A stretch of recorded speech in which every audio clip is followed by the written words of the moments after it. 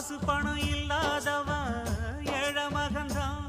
அவன் காட்டோரமா ரோட்டோரமா படுத்து தூங்குறான்.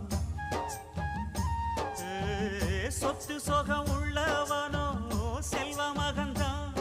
அவன் பஞ்சு மெத்த போட்டிருந்தும் முழிச்சு ஏங்குறான்.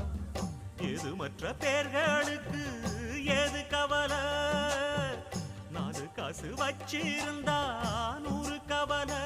இங்கு ஆசை வச்ச நெஞ்சுக்கெல்லாம் அமைதி இல்லையே. என்ன வேலை அது என்ன வேலை?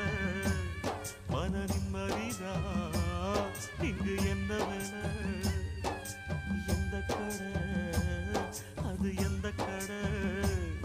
அத விற்கிறது இங்கு எந்த கடை?